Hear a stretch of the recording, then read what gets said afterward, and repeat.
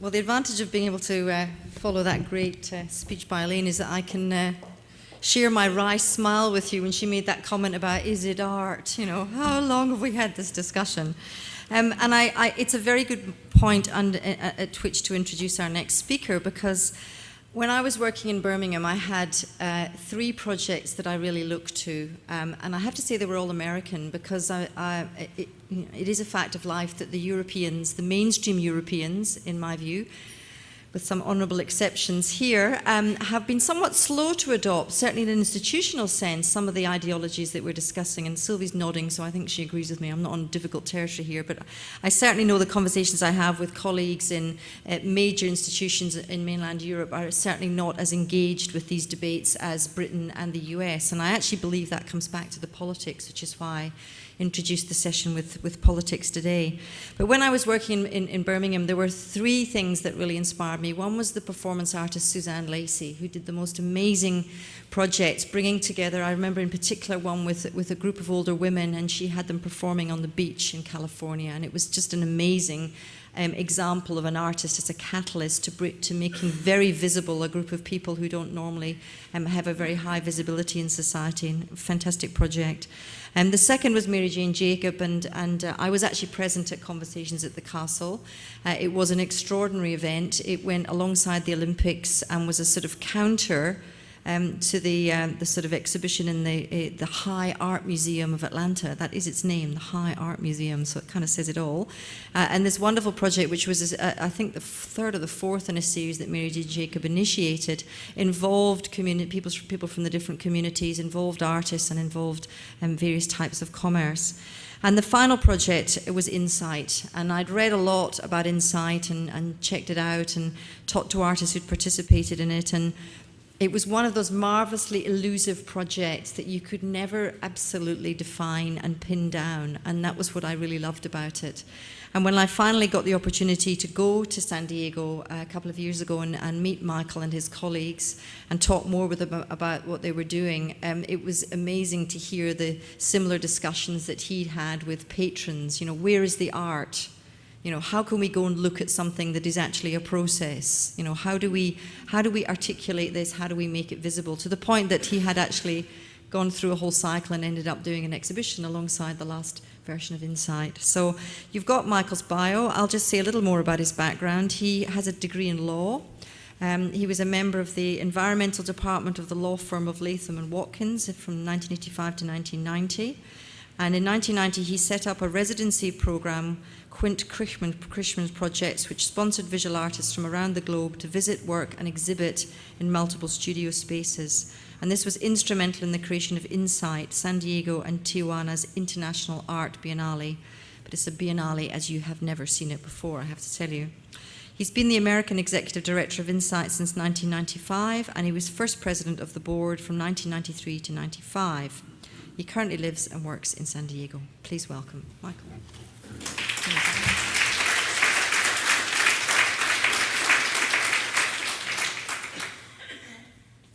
Thank you very much, Lizanne. This is the fancy part of my, fancy part of my presentation. It's now over.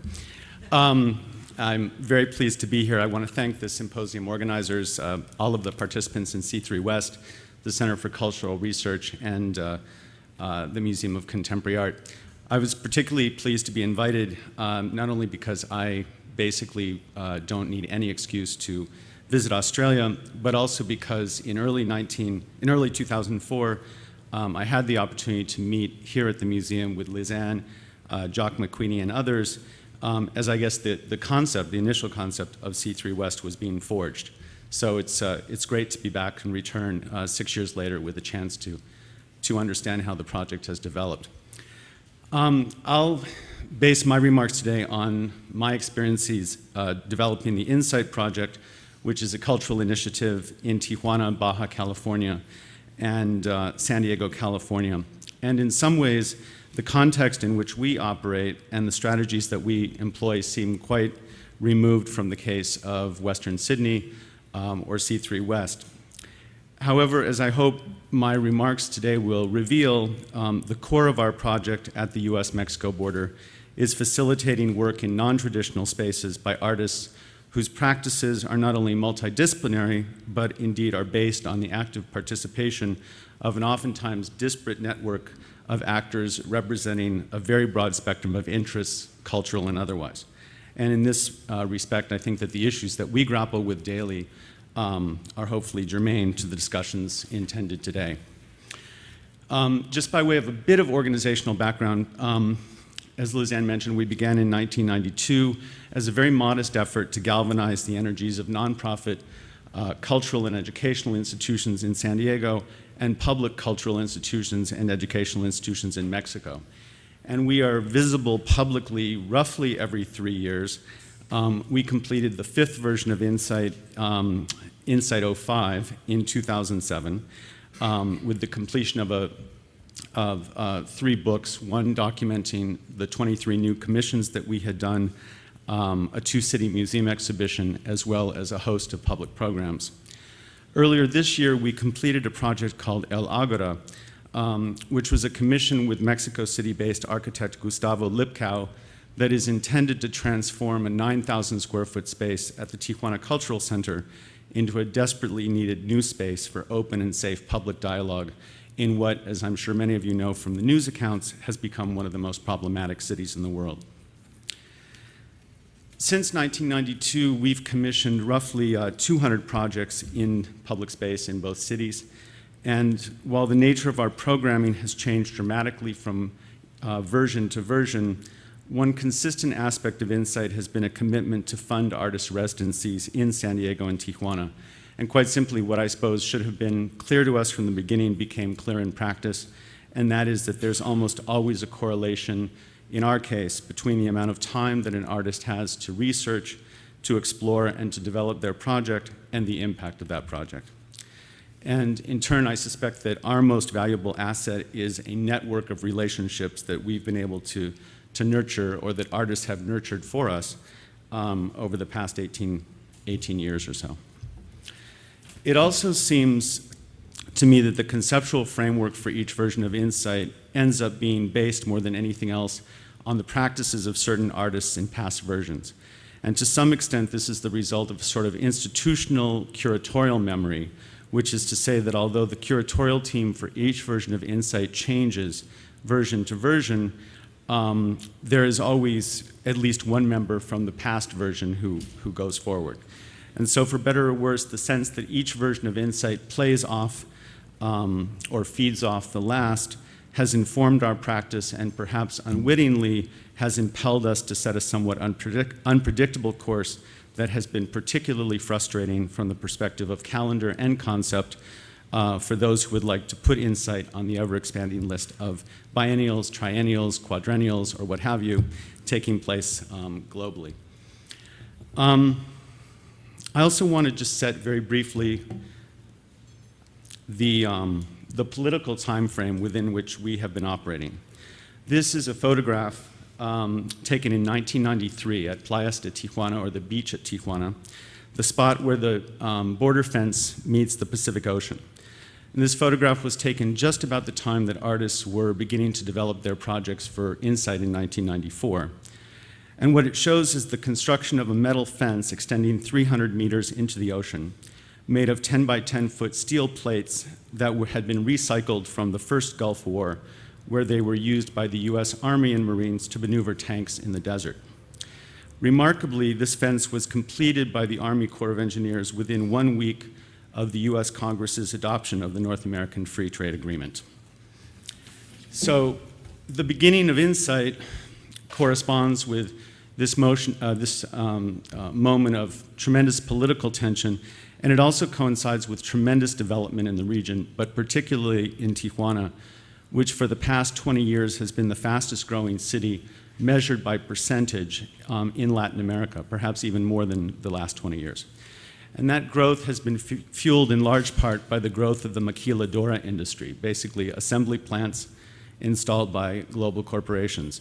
That in turn has radically transformed the physical and social landscape of what is the most frequently traversed border in the world. What I wanted to do now was just show 3 works from from early versions of inSite to hopefully give you a little bit of a sense of where our project has come from and how it has evolved. This is actually just another photograph of, this is the completion of that border fence, or the border fence completed, rather. The first work I want to show is from 1994 by Helen Escobedo, a Mexico City and now Berlin-based artist, sited at precisely that same place where the border intersects the ocean. And I'm showing this project more than anything else because it comes out of a somewhat traditional site-specific practice that in turn more or less describes what inSite's interests and our ambitions were at the time. In this case, a response to the construction of the border fence, a work titled By the Night Tide, involved the installation of 3 rather hopeless boats made of wire mesh. What you can't see in this photo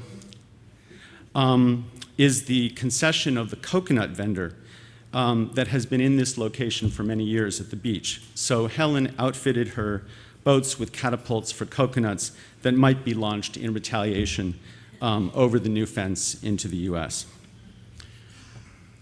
As I mentioned, it seems that there are certain projects that, in one way or another, have informed each next version of inSite, if you will.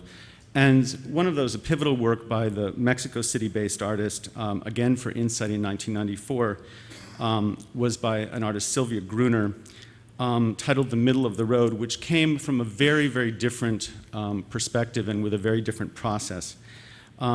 Sylvia's work was developed through more than a year and a half of periodic residencies in the region, and she ultimately became interested in a neighborhood of Tijuana known as Colonia Libertad. It's an older community of Tijuana nestled up against the border fence near the US city of San Ysidro.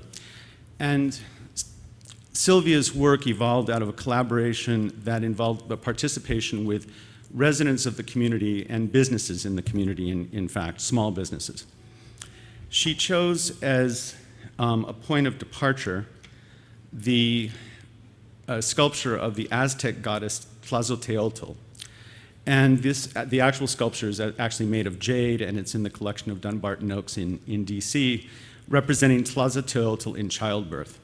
She worked with artisans who make souvenirs that are sold to commuters at the border, Bart Simpsons and Mickey Mouses and what have you.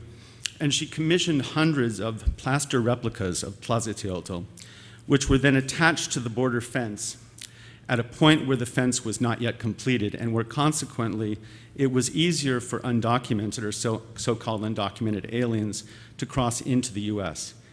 And so her hope was that the migrants crossing north might take one of the replicas as both a measure of protection for the journey ahead and also as a memory of the country that they were leaving behind. And I should say parenthetically that there were numerous accounts of Border Patrol agents crossing illegally into Mexico in order to take one of the replicas as a souvenir. But Sylvia's project really underscored for us the potential richness of the process necessary to realize a project by an artist whose practice demands extended time to develop partnerships and collaborations. And it also necessitated a rethinking of what we as an organization really meant when we talked about audience.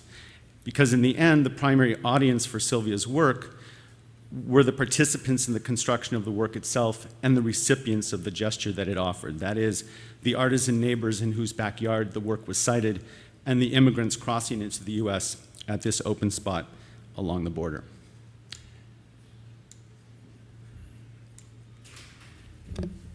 Another pivotal work for us was a commission in 1997 with the Belgian artist Francis Elise.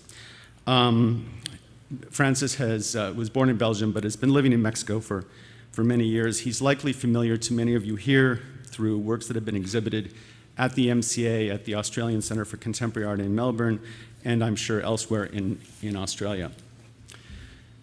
For his project for inSite 97, Francis proposed to travel from Mexico, to the United States without crossing the border at all.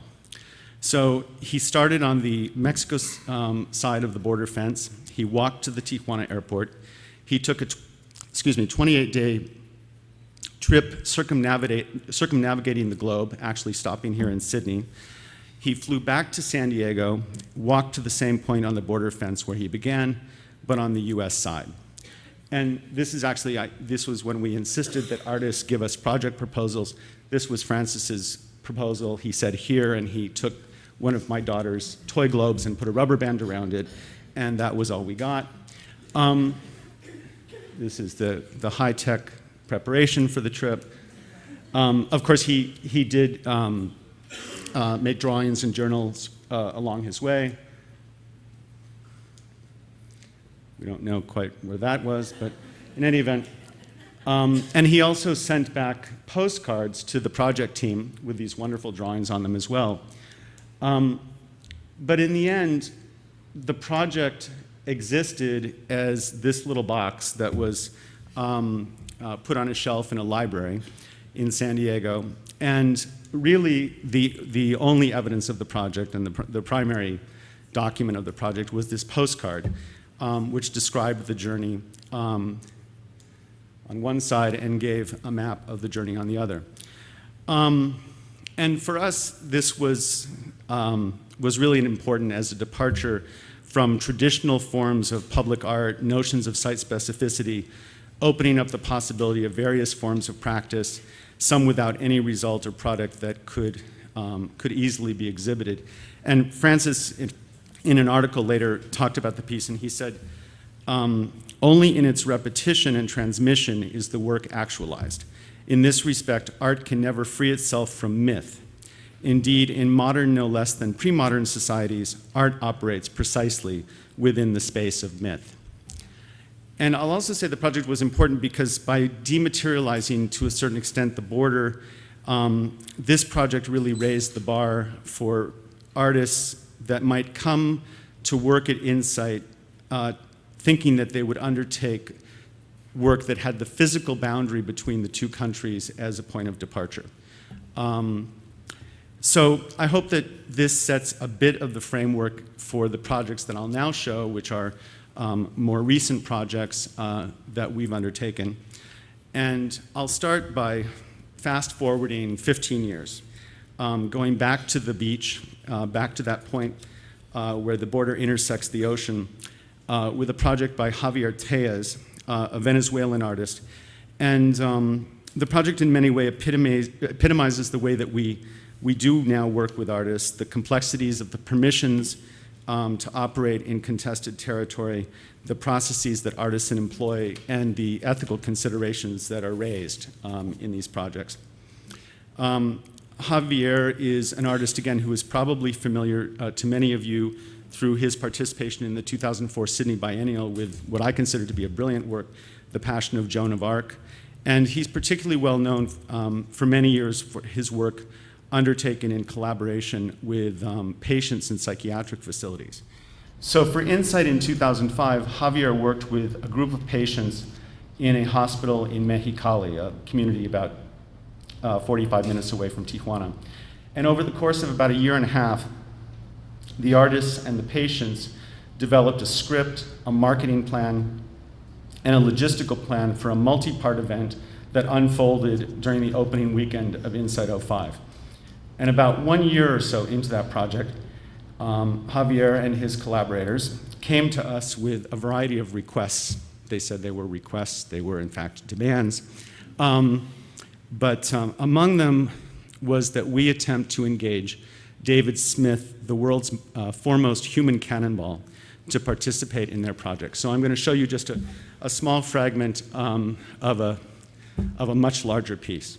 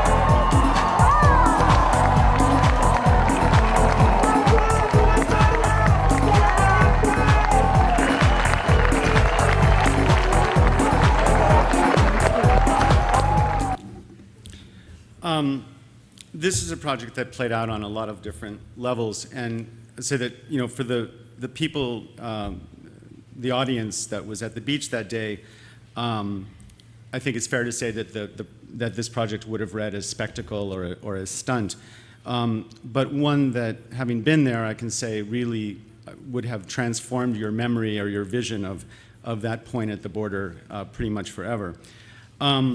But much more importantly, for Javier's collaborators from the hospital, the project provided a public venue and a vehicle to raise very serious questions that they had about who ultimately makes determinations about disability, health, the acceptable, and the absurd. And also on a more or less invisible level, another aspect of the project was the dynamic of obtaining permissions to do it. And it actually turns out that there's not a special permit available for international human cannonball launching. And so, but there were 37 state, federal, and local agencies on both sides of the border that had the power to say no. So in the end, the process of not being stopped, which very much the artist and the patients participated in, became a central aspect of the project itself, as did the way that the media then represented the project, and it was represented quite a bit in the media in the weeks and months after it happened. And obviously that's something that neither we nor the artists had any control over, and that maybe we'll get to a little bit later, talking about some other projects. There it goes. Another work that we completed in inSite in 2005, this is documentation of a project by the Swedish artist Måns Rang, whose practice for many years has involved research and critique of media, systems of communication, etc. And for inSite, Måns proposed to work with professional focus group facilitating firms that work with corporations to determine branding, slogans, packaging, and the like. And in this case, Måns asked the firms to conduct focus groups in each city to come up with a short list of possible positive rumors, one about Tijuana and one about San Diego.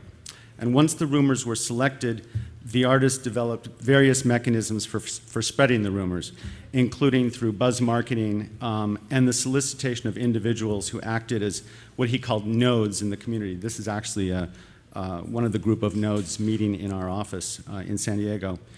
And this is just a short video that he produced about the project to explain it, that was projected in a downtown San Diego storefront. But the project itself was the spreading of these rumors. The Good Rumor Project. Good rumors have been systematically spread in Tijuana and San Diego. This was done by means of a strategy that draws on recent sociological research on how influential ideas are spread through people's social networks. A large number of people from every level of society who are influential in their respective social networks in Tijuana and San Diego have been targeted and contacted by the project group.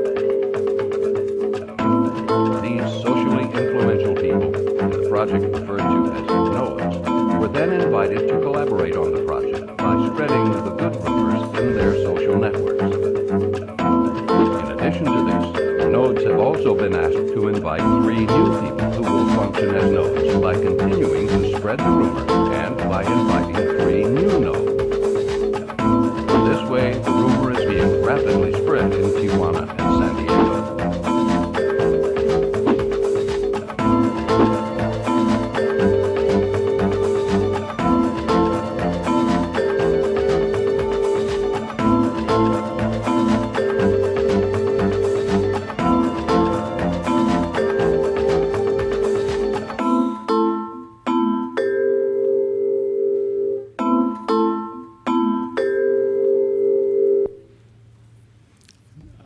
If you have to listen to that score for 3 months running, it'll really drive you mad.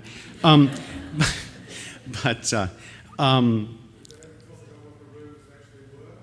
sorry? Well, actually, it's one of the interesting things about the project is that one of the rumors about 9 months after the project was completed actually became true, which really sort of blurred the boundaries of, and fed quite beautifully into what he was talking about, but between fantasy, truth, aspiration, et cetera. And you can actually go on the website and find out about the rumors. I won't tell you about them, quite secret.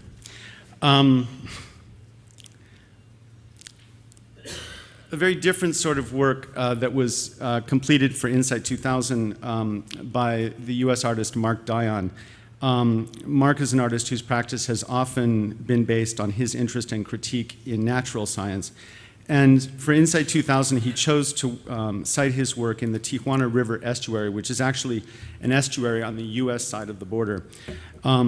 And it's a remarkable place.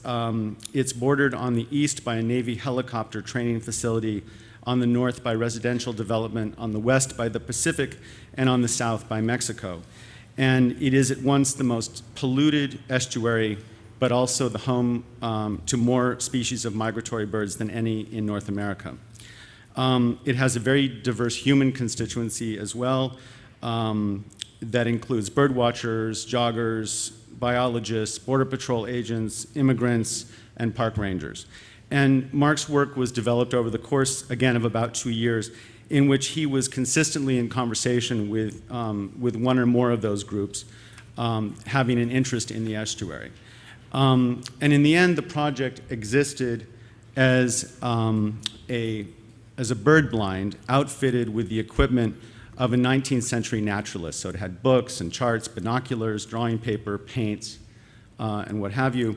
And the blind was open to anyone requesting the key at the Estuary Visitor Center. And a visitor during a typical 2 or 3 hours in the piece might view any number of species of birds, 3 or 4 low-flying helicopters, undocumented immigrants heading north. And as such, it operated as a wonderful space of sort of learning and observation on the one hand, but also as a critique of the way that science categorizes and represents nature, and then, of course, as a space for considering this rather bizarre drama that can play out in places like this along the border. Another work from inSite 2000 by Krzysztof Łodyszko, a Polish-born artist living in Boston. And Krzysztof's work, his initial research in the region, led him to become interested in the maquiladora industry in Tijuana, and particularly in the condition of women working in the maquiladora factories. And he ultimately connected himself with a group of women associated with an organization, an NGO called Factor X, that works to protect the rights and prosecute the rights of women and their grievances against the maquilas. And over the course of his time with us, he led workshops with 12 women, or it ended up being 12 women who participated, listing their stories, their concerns, and their experiences. And he also worked with his students at MIT to develop a headset so that the women could tell their stories while being projected live. I'll actually go back one. Live onto the 6-story facade of the IMAX theater at the Tijuana Cultural Center, or it's also called La Bola, the Ball, which is a federal cultural institution. And again, I'll show a very short clip from one of the projections that took place for about 2 hours each on 5 consecutive evenings in December of 2000. Que estaba yo calentando tortillas porque les estaba dando de comer a mis hijos, y como que en mi mente empecé a oír que decía la niña, mami, mami.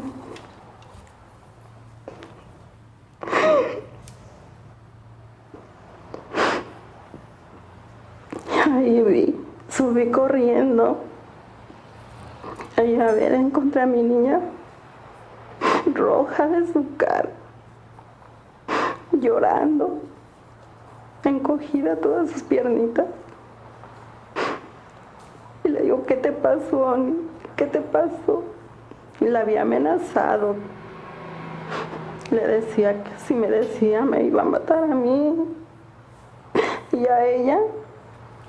So as you can see, what began for this artist as an exploration of really economic conditions and working conditions became something very different as this project played out. And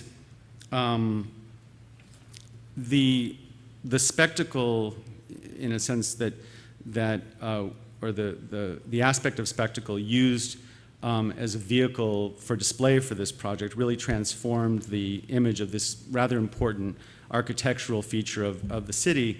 And it also provided or served as a catalyst for a debate, vigorous debate that followed the presentation of the work among the maquiladora industry, city officials, federal officials, human rights groups, and the press.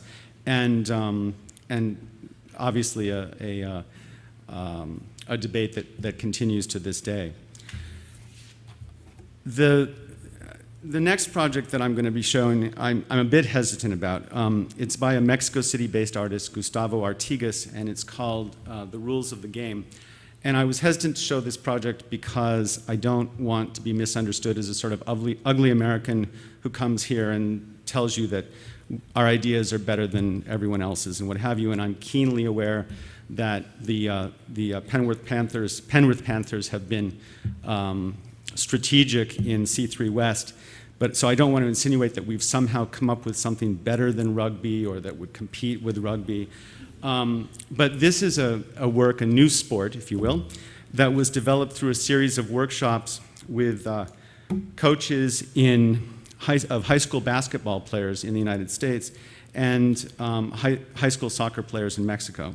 And the result was the conception of a new game that was played out in a high school gymnasium in Tijuana, in which the soccer teams play against one another and the basketball teams play against one another, but all on the same court at the same time.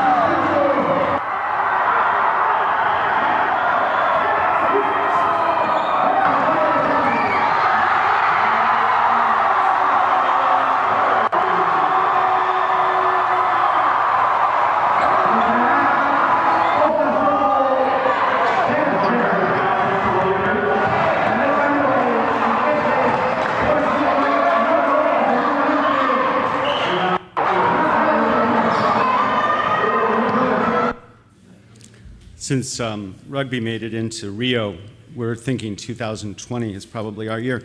But this was, it was really quite a great metaphor in our region where you have two completely different systems and two cultures and two economies that for better or for worse are forced to coexist in the same place at the same time. And another really critical aspect of this piece for us was the engagement with an almost entirely non-art audience. Really, the art audience was sort of irrelevant to this. It was really much more about the players, their coaches, their families, and this gymnasium then filled with the high school students.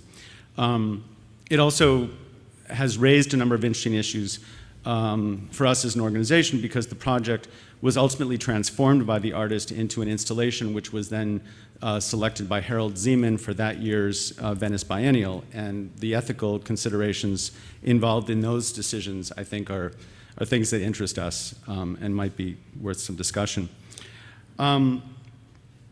We pride ourselves on our willingness to ask for just about any permission that an artist might need to undertake their work. And this is documentation of a project that really almost didn't happen because of my small-mindedness. The artist team of Diaz and Redwig, Mauricio Diaz and Walter Redwig, and in their initial visit to San Diego and Tijuana, they became interested in the dogs that work with customs agents at the borders looking for drugs in the traffic lanes.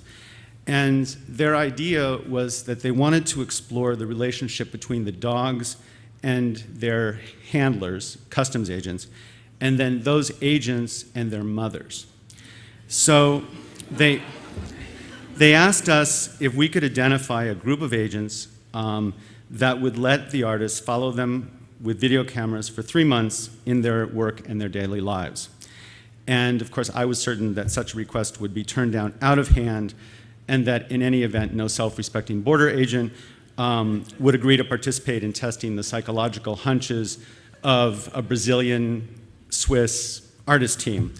So I sent the artists off with my wife, who was at that time the co-director of inSite, to meet with Officer Henderson, the head of the US Customs Canine Corps. There he is, actually passed away recently. And to my astonishment, they returned and quite rudely announced that they not only had official permission, but also a waiting list of agents who were eager to participate in the project. I might add that this was a project undertaken before 9/11, so that's something to keep in mind.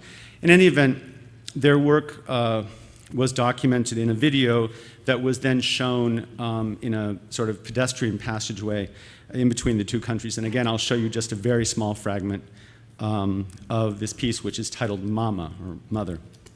We try to get this dog into what we call scent association. The entire time they're in training, bags of narcotics, canvas bags of narcotics are attached to towels, and the dog is allowed to play with that towel. The first couple of weeks they're in the training, they are taken out in an open field. The instructor throws towels, the handler lets the dog run after the towel. The dog picks the towel up, runs from the handler plays tug of war. As the dog is running, he's inhaling the odor of the narcotic. As he's inhaling, in his mind, he associates that odor to the towel. Now to the dog, this has become a game of keep away and hide and seek. The entire time during this training and throughout the remainder of that dog's life in customs, towels will be hidden for the dog to find.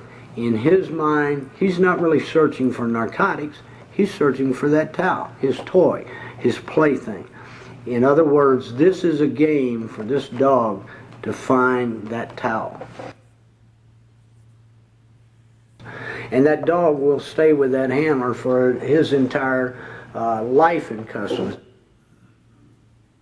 I took the card and I went to an engraving shop and I said I want to make a nice plaque for my partner. I'm very proud of him, and I look at that dog and take care of that dog just like I would my own son. Does Cobb know how much energy and love I put into him? Motherhood means to me that my mom was always there for me. And this is, these were the video display sort of containers that were sited at the, in the pedestrian passageway from San Diego to Tijuana. The next to final project, am I okay on time, Lizanne? That I wanted to discuss is by a collective known as SimParch, or Simple Architecture. And Simparch, whose practice is, as their name suggests, devoted to taking a straightforward but aesthetic somehow approach to urban issues, became interested in the critical question of potable water in Tijuana. And we were able to introduce members of Simparch to leaders of a small Tijuana community known as Colonia Esperanza. And the artists were given a place to live in Esperanza, and over the course of their 2-year residency, developed a workable single-family solar filtration system that transformed rainwater into drinking water, really a system that's commercially available. Approximately 15 of the systems were ultimately produced in stainless steel, as they're shown here, as they were sort of exhibited in that same pedestrian passageway that you just saw with the Diaz and Redwig project during inSite 05, and then, of course, reinstalled in the homes in Esperanza. And to this day, the artists are continuing to work with residents of Esperanza to construct additional systems, but also really to explore other solutions, sustainable solutions to the variety of problems confronting that community. And then the final project I wanted to show also focuses on the issues raised by the impact of the maquiladora industry. And this is a component of a project by the Argentine artist Judith Wertheim. It's called Brinco, or Jump, Spanish for jump. And she became interested in the issues surrounding undocumented immigration into the US, and also interested in the maquiladoras, jobs at which are basically the end point for most of the immigration from Mexico, Central America, and South America. So as global capital has followed cheap labor around the world, many of these jobs in Tijuana have in turn been lost to maquiladora-style factories that are in China or elsewhere. So Judith's project manifests itself, or the manifestation of her project was the design of a new running shoe that might be used by immigrants who might be considering crossing into the United States. And a critical aspect of the project was that the shoe was manufactured under her supervision in a factory in China. 100 pairs of Brincos were made. 500 were distributed in Tijuana to potential immigrants, and 500 were sold for $215 each at a store called Blends, which is a downtown San Diego boutique that specializes in limited edition footwear. And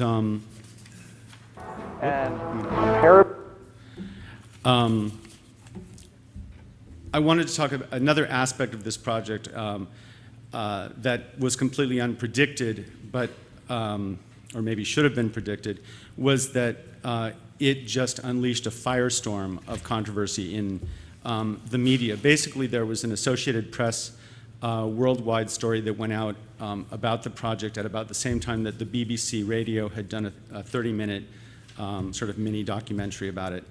And the artist was just attacked by the broadcast media, particularly in the US and Mexico, which of course had very different slants on the subject. And the point I'm trying to make is not about the notoriety of this project so much as that the media became probably, at least as interesting as the project itself had been intended to be, and sort of how then that was managed and by the artist and by the organization and by others became an interesting thing that we are grappling with to this day.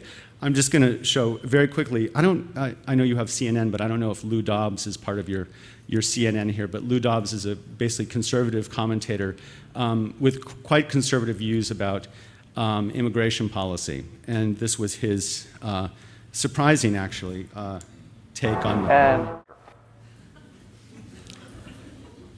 Before I conclude, I wanted to. I hope this has given you some sense of how our project has evolved, but obviously we haven't invented anything, and I think it's particularly important to acknowledge, and I'm glad that both Elaine and Liz Ann did, particularly in the US, for us, projects that people like Mary Jane Jacobs have done, Places with the Past in Charleston, Culture in Action that she did also in Chicago, and then conversations at the castle in Atlanta.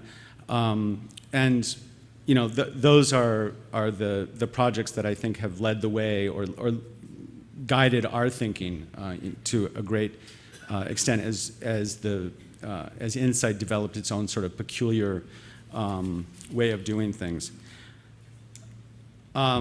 This final slide was actually taken last summer as the U.S. Army Corps of Engineers was constructing a replacement fence into the ocean at the U.S.-Mexico border. So obviously, the more things have changed in the last 15 years, the more they have remained the same. And I'll just say that I don't have any illusion really about art's potential to affect major political change, but I am committed to the notion that somehow art can, in maybe imperceptible ways, affect consciousness, which is certainly a precondition to any sort of change. So thank you very much.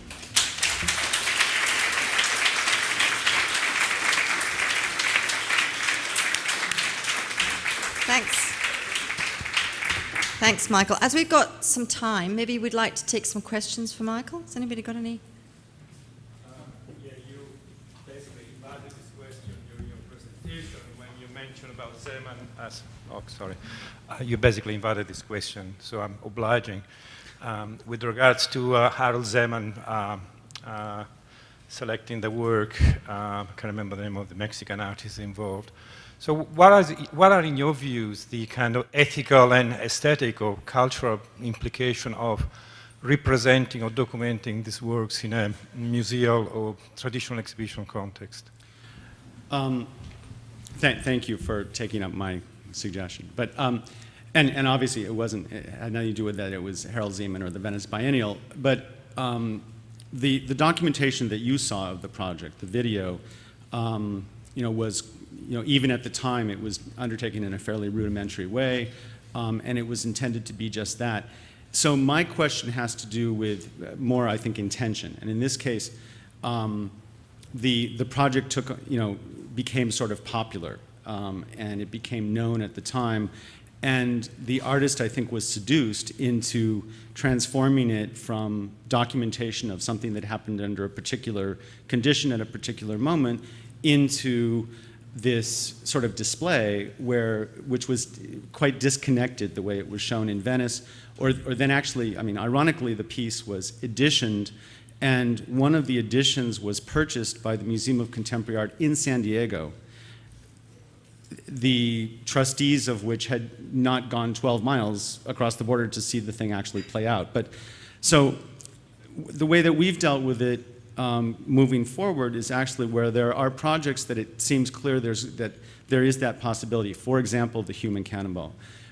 Just simply having discussions early on with the artist about whether that is a possibility and taking that into account in not only the way certain things are produced, but more importantly in terms of the participants and collaborators and what have you, understanding that it could be reconstructed in some way. And I think that at least that gives you a chance of having something that makes some sense. And in the case of of Gustavo Artigas, I think at the end of the day, it left me a bit cold to see it in Venice or to, if I see it now at a museum.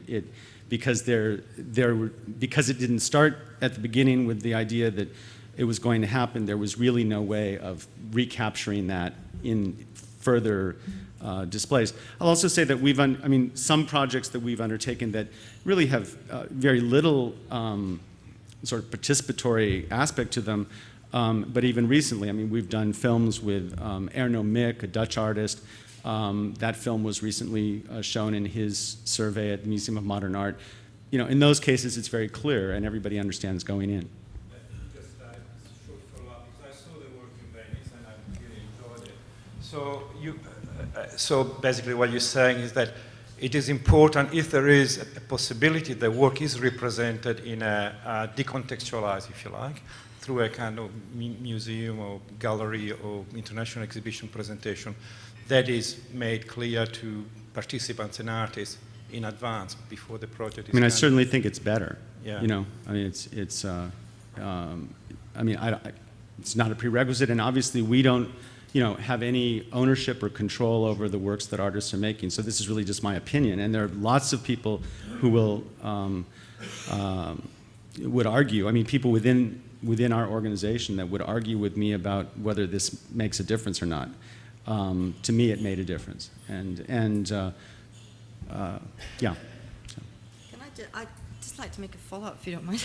It's a really interesting question, and how that work gets changed and read differently, because I saw it in Venice too, and I thought it was fantastic. But I was actually at the Cannonball performance, and even being there as a participant in that bit of it, you don't understand anything about the process that's gone on with the people from the people with mental disabilities. So at a number of points in the process, you are not in tune, I guess, to the whole process, which is really interesting. And that piece was shown in the Sydney Biennale here, so there was another remove when it was shown in the last one out on Cockatoo Island as part of Javier's work. I know that when the Cannonball was shown, I think in Torino, or I'm not sure exactly where, but Javier constructed a whole sort of other narrative, Fellini-esque narrative around the piece that I think it seems like it probably either made didn't necessarily recontextualize it or put it back in context somehow, but where it was very clear that this was a fragment of something that had happened. And also when he shows the video, it's 20 or 25 minutes. So you really are getting this sense, I don't know how it was shown here, but you're getting this sense of a much bigger process that was going on even that day, even in terms of the sort of performance aspect of things, let alone the process that had taken place over the 2 years.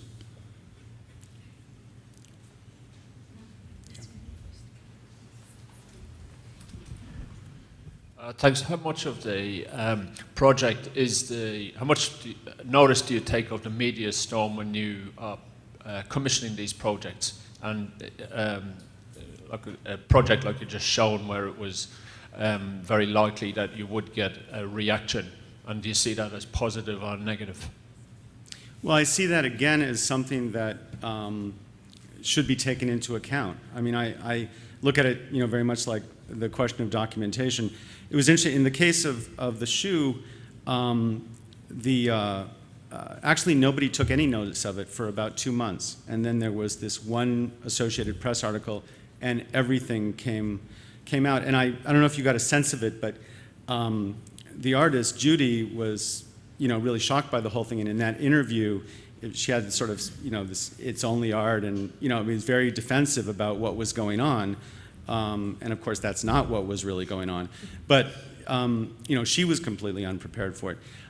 I don't know how you can ever predict those sorts of things. But what I think would be interesting, and part of our thinking about going forward with the next inSite, the planning for which is just starting now, is having more time to explore what happens after a project is quote unquote completed.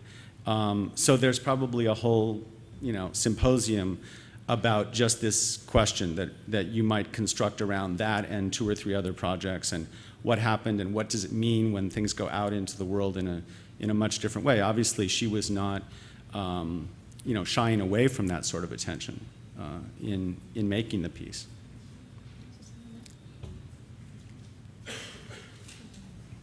My question was actually just a variation on that.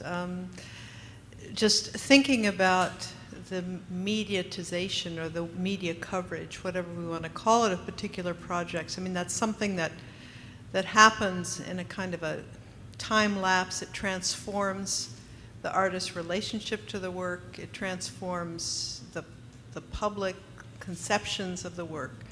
And it would be interesting to hear, you may have already addressed this, but to hear a little more about how that media process intervenes in the artistic work and how you can deal with that, sort of take account of that as part of the process that may or may not happen, but when it does, it always makes a difference at every level of the work. I mean, I think in this case it was pretty much really as simple as I mean, we had in a sense, completed the project, and all of a sudden this happened, and it just caused us as caused the organization to re-engage with the artists, and it was like we were working again for another 30, 60 days, and it really played out over a fairly long period of time.